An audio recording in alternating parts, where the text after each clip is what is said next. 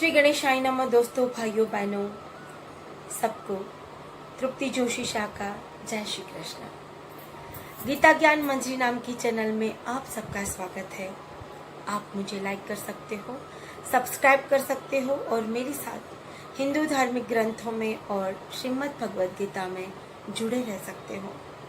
आज का हमारा अध्याय है अध्याय 13वां अध्याय, क्षेत्र क्षेत्रज्ञ योग।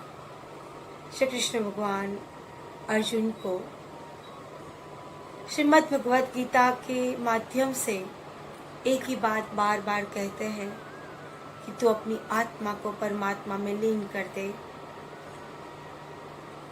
सारे संसार से मुक्त हो जा, बंधनों से मुक्त हो जा, मोक्ष का मार्ग अपना, परम गति को प्राप्त हो, ब्रह्म तत्व को जान,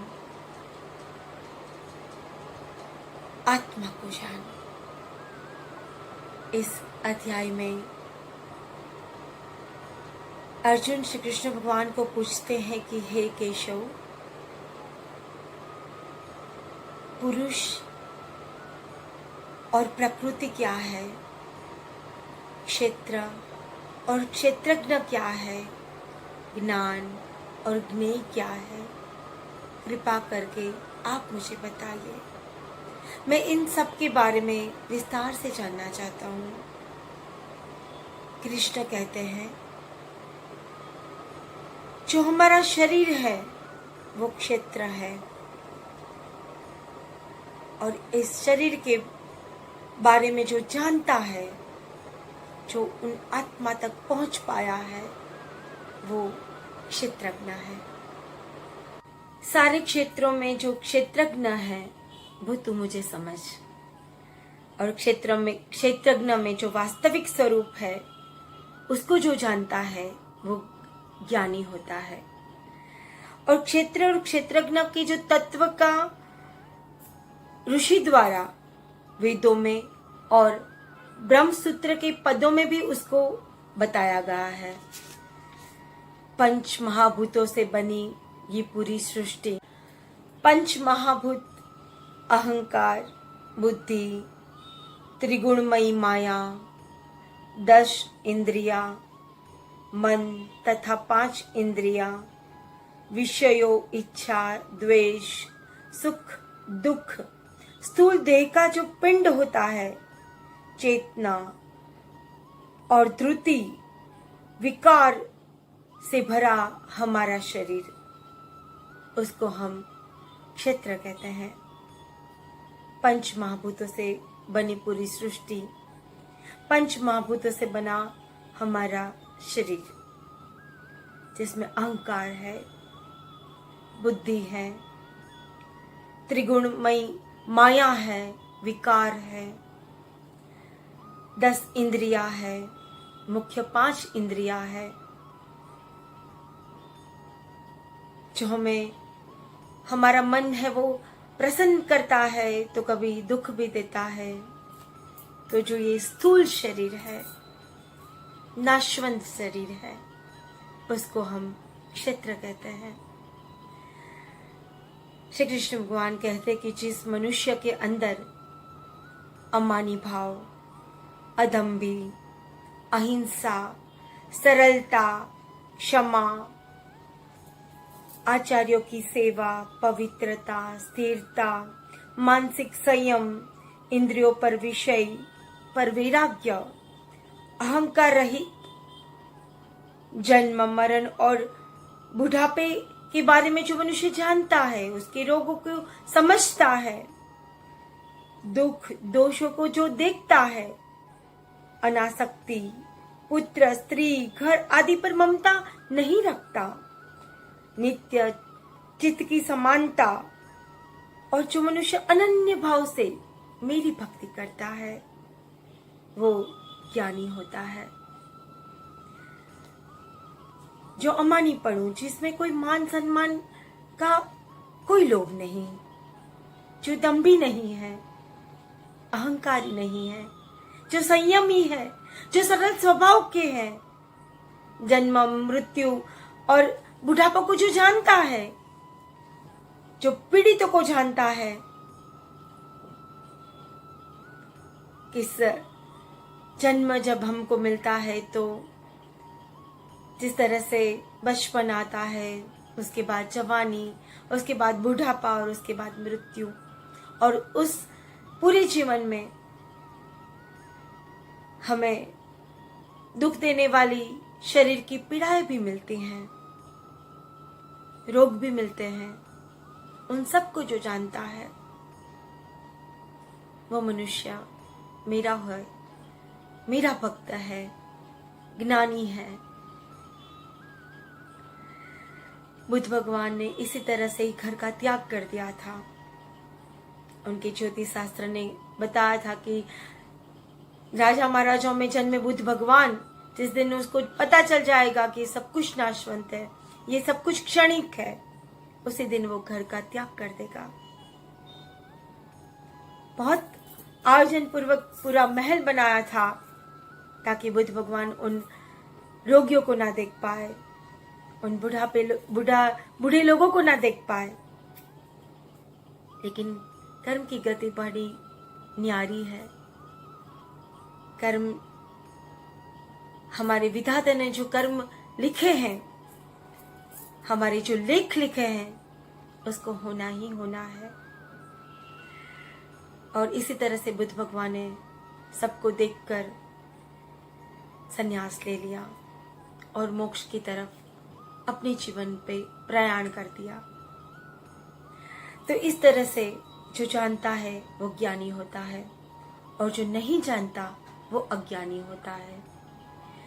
तो जो मनुष्य इन सब को जानता है, वो मोक्ष का मार्ग अपनाता है, उसको हम ज्ञेय कहते हैं। और अनादि परम ब्रह्म है, न वो सत्य है न असत्य है। हाथ, पैर, आंख, मुंह, कान, ये सब तो है, लेकिन किस तरह के हैं? जो अपनी अंदर जो आत्मा है, वो हमारे पूरे शरीर को चलाती है। आत्मा बगैर का कोई शरीर चलता है, ऐसी कल्पना कर सकते हैं? तो भगवान श्री कृष्ण यही कहते हैं कि जो मनुष्य इन पूरे लोक में बढ़ जाते हैं, सब कुछ है हमारे भगवान ने जिस तरह से बनाया है, मनुष्य की बॉडी, मनुष्य का शरीर, आंख, कान, हाथ, पैर, मुंह, हृदय, लेकिन पूरी बॉडी को चलाने वाला एक, जिसको किसी ने नहीं देखा। यूं हम भास कर सकते हैं कि एक छोटा सा कोई दिया जैसा आत्मा होगा, वो सिर्फ कल्पना है, क्योंकि हमने तो आत्मा को देखा ही नहीं।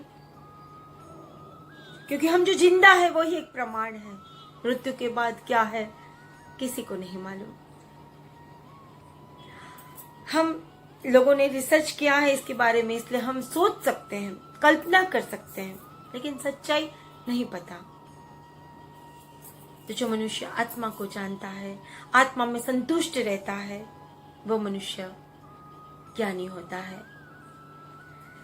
तो श्री कृष्ण भगवान कहते हैं कि जो मनुष्य इंद्रियों के गुणों का अभ्यास करता है, वो गुण रहित है, और गुणों के जो भोक्ता है वो भूतों के अंदर और बाहर आता है, गतिमान, स्थिर और दूर और नजदीक भी होता है। वो अविभक्त होने के बावजूद भी वो विभक्त होता है। वो प्राणियों के पालक, नाशक और उत्पन्न करता भी है। वो ज्योतियों के ज्योति है, अंधकार से भी पर और जानने योग्य है। ऐसे ज्ञान से न माप सकते हैं और हृदय में विराजमान है, तो इसको हम आत्मा कहते हैं। हे पार्थ, मैंने तुझे क्षेत्र, क्षेत्रज्ञ, ज्ञान और ज्ञेय के बारे में बताया, पर जो मनुष्य मेरा भक्त है वो इन स्वरूप को जानने लगता है और मेरी तरफ आने का मार्ग पसंद कर लेता है। तो श्री कृष्ण भगवान इस अध्याय में कहते हैं कि जो प्रकृति है वो कार्य और कारण के कर्तापना का हेतु हैं, और जो जीवात्मा होती हैं वो सुख और दुख के भोक्तापना का हेतु है। जैसे हमारी संगत वैसे ही हमें परिणाम मिलता है। गुण और संग से ही जीवात्मा खराब योनि में जन्म लेने का कारणभूत बनता है। जैसे जिसके कर्म, हमने इस जन्म में अच्छे कर्म किए तो हमें अगले जन्म में अच्छा जन्म मिल सकता है, या हम इसी जन्म में ही मोक्ष की मार्ग तरफ गए तो फिर जन्म लेने की तो बात ही नहीं है। सिर्फ मोक्ष का मार्ग है, परम आनंद और परम खुशी का ही मार्ग है। वैकुंठ में विष्णु भगवान के साथ आनंद करना है। लेकिन जो जन्म लेना चाहता है तो इस जन्म में अच्छे कर्म करे ताकि हम अगले जन्म में अच्छे कुल में जन्म ले पाए। मैंने गुजराती के अध्याय में एक दृष्टांत दिया था कि अच्छे कर्म और बुरे कर्म के बारे में। वालिया लुटारे की कहानी सबको मुझे वानी याद होगी, पढ़ने में भी आता था। पूरा जीवन उन्होंने बदल दिया। नारद मुनि नारायण नारायण करके आके वालिया लुटारे के पास आकर बोलते हैं कि जो तू ये लूटपाट करता है, लोगों से छीनकर उनके आंसू तक नहीं देखता और अपना घर पूरा करता है, तो जो ये तू पाप करता है वो पाप के भागीदार क्या तेरे घर वाले हैं? वालिया ने कहा कि क्यों नहीं, मैं उन्हीं के लिए तो ये सब करता हूं। नारद मुनि ने कहा कि तुम एक बार उनको पूछ तो लो। और घर जाकर चिंतन करता करता घर जाता है और घर जाकर अपनी माँ को पूछता है कि माता, मैंने आपके लिए ये पाप किया, ये मैंने लूटफाट की, चोरियां की और घर में आप सबकी मन इच्छित चीजें दी, तो क्या आप मेरे इन पाप का भागीदार तो बनोगे ना? तो माँ ने कहा कि ये तो तेरी फर्ज में आता है कि तुम्हें हम सबका ध्यान रखना है, भरण पोषण करना है। लेकिन मैं तो भक्ति वाली हूं, मैं तो पूरे दिन नारायण नारायण करती रहती हूं, मैं तुम्हारी पाप की भागीदारी क्यों बनूं? पत्नी को पूछता है बड़े प्रेम से कि तू तो मेरी अर्धांगिनी है, जो मैं ये करता हूं तू तो मेरी पाप की भागीदारी बनेगी ना? तो पत्नी ने भी यही जवाब दिया, सबने यही जवाब दिया। तो वालिया लुटारा ने अपने मन को ढंढोला कि जो मनुष्य, जो अपने ही लोग मेरे पाप के भागीदार नहीं बन सकते तो उनके लिए मैं ये पाप क्यों करूं? और वो वाल्मीकि ऋषि बन जाते हैं और रामायण की रचना करते हैं। तो इसी तरह अच्छाई और बुराई हमको तय करनी है। तो श्री कृष्ण भगवान इस अध्याय में कहते हैं, तो इस तरह से जो जीवात्मा होता है वो शरीर में रहता तो है पर शरीर से अलग है। वो केवल दृष्टा है, वो ना ही काम करता है, ना ही पालन करता है, ना ही भुगतता है। वो केवल परमेश्वर परमात्मा है। हमारी जो आत्मा है वो शरीर में रहती तो है लेकिन दिखाई नहीं देती, वो सिर्फ दृष्टा है। इस बॉडी में क्या हो रहा है, इस शरीर में क्या हो रहा है, वो से समझती है, ना ही वो उसको कुछ भी, ना ही वो भुगतती है, ना ही वो खाती है, ना पीती है। वो परमेश्वर है, परम आत्मा है। इसलिए तो हर अध्याय में श्री कृष्ण भगवान एक ही बार बार कहते हैं कि तेरी आत्मा को परमात्मा तक पहुंचा दे। तो इसी तरह पुरुष और प्रकृति के गुणों से जो मनुष्य जानता है वो कोई भी स्थिति में एक चित्त रहता है, स्थित रहता है, मुक्त हो जाता है। बहुत सारे मनुष्य ने आत्मा को जानने की कोशिश की है, ज्ञान वड़े, आत्मा से, ध्यान से, कर्म से। और जो इतने ज्ञानी ना हो तो किसी ज्ञानी पुरुष से, पारायण से, स्वाध्याय से इस आत्मा को जानने की कोशिश की है। जो मनुष्य इस आत्मा को जानता है, जान जाता है, वो ये नाशवंत शरीर से, जिंदगी से मुक्त हो जाता है और परम गति को प्राप्त करता है, संसार के कर्म बंधनों से मुक्त हो जाता है। हे अर्जुन, ये स्थावर जंगम प्राणी की उत्पत्ति क्षेत्र और क्षेत्रज्ञ के संयोग से ही होती है। पूरी सृष्टि की उत्पत्ति क्षेत्र और क्षेत्रज्ञ के संयोग से ही होती है।